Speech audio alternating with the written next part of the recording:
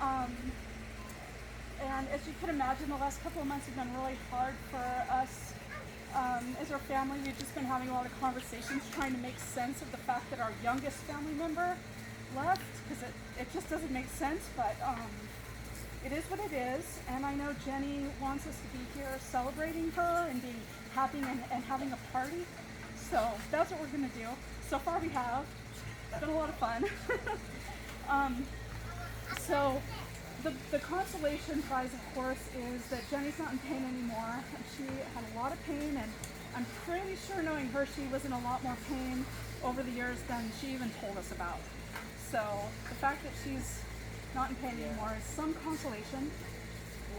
When it was time to face her disease, she had to do a lot of treatments. I think she went through 4.5 rounds. And she really embraced them with the strength of her favorite Marvel character, which was Wonder Woman. So that was kind of her nickname, and I will always remember her as Wonder Woman.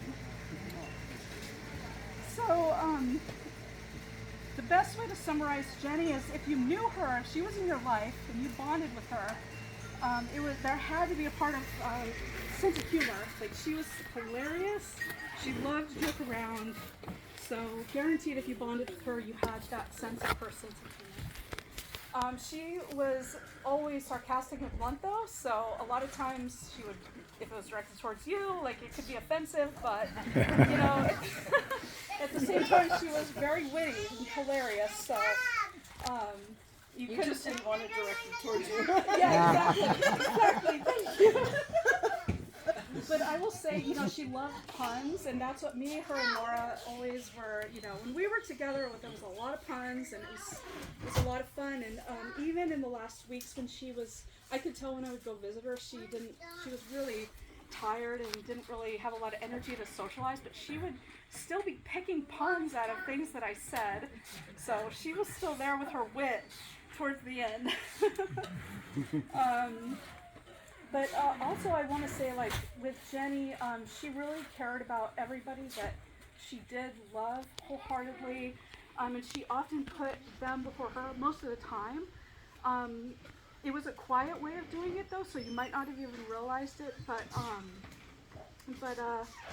like, even when she would tell us about her new cancer numbers being different and having to go through treatments, like, it always came with an apology when she told us, because she knew how it would be affecting her loved ones.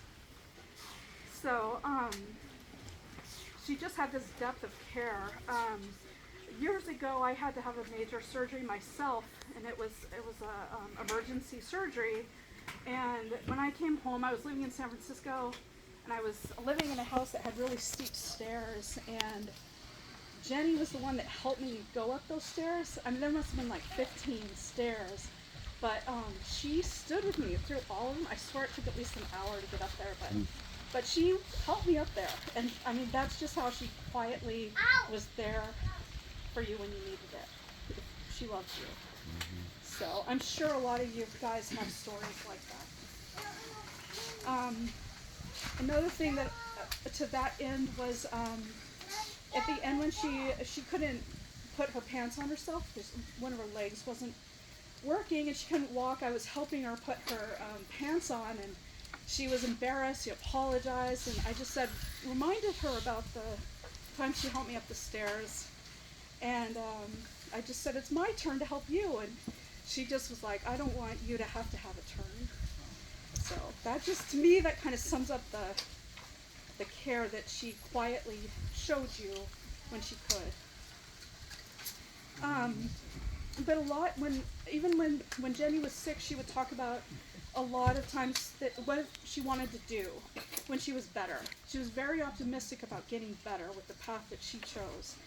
And one of the big things that she talked about a lot was going on a train trip across the country as a family. And we did that about 30 years ago, all of us. And me and my 3 sisters were all in a train car together, in a sleeper car. It was very tight.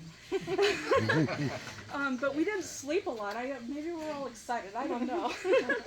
But I just remember one night we couldn't sleep. We were going through all these cities in Ohio, and then we were in Colorado. But when we went in Ohio, she saw that it was called the Buckeye State. That's what it's called. And she just got a kick out of the fact that my name sounded like that. So she ended up calling me Buckeye. That was my nickname. And I called her Jedi in return. But, she had a ton of nicknames. She had nicknames for people. She probably had nicknames for you guys. But I made a list of the ones that she was called just off the top of my head. She was called Fur by Dad. Jens, Jens. That all my dad, right? Mom too. And Mom. Yeah, Chubby Bunny, which one of my friends, he's not here, but I need to figure that one out. She was called Chubby Bunny for a while when she was like preteen, I think. Number 4, that's definitely Dad. Hey, I've been called number 3 by Mom. So. And then Jen, of course, I told you, and then Jen, in her later years, that's what she wanted people to call her. So, just in general, Jenny had a very deep interest in science, in medicine, and in space. She had a lot of books about all those subjects, but she also studied them in school. But she educated herself in books and magazines on those subjects. She was very dedicated to learning all the new things and talking about them with us. It was always fun to hear what she knew that I didn't know yet. It was always fun to hear what she could educate me on.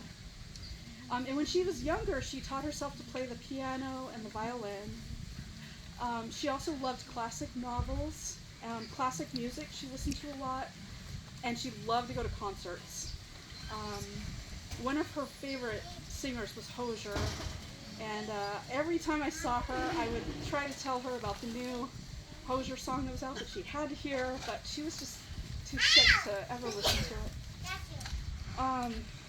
She also had a ton of business ideas. Like, she was really creative, and when she would tell me about her ideas, it wasn't like, oh, this is a cool idea, but she had intricately figured out the details of the business. So that's what's so devastating, is to think about all the things that she really could do with her life that she's not going to get to do. She was talking about a sandwich truck, a line of elixir drinks, like health food drinks, and a metaphysical product line. It was a very interesting concept, where she tied her spirituality with her science knowledge. So just in general, she just had a lot going on in her mind that she didn't really share with people. So when she did, it was very special. And I wanted to close with a poem that I found. I honestly don't know where I found it, but I thought it spoke to me, and no matter what part of the journey you're on with accepting the loss of Jenny in your life, I thought it would be really powerful to read to you. It's called Take Them With You, and it's by a woman called Donna Ashworth. If someone you love did not make it on that trip, you can take it for them, with them. If someone you love did not witness that milestone, you can show them anytime you like. If someone you love did not do their living, you can finish those dreams on their behalf. The beautiful thing about love, you see, is that death need not stop life. If you carry someone in your heart, you can take them with you anywhere you like. So, thank you.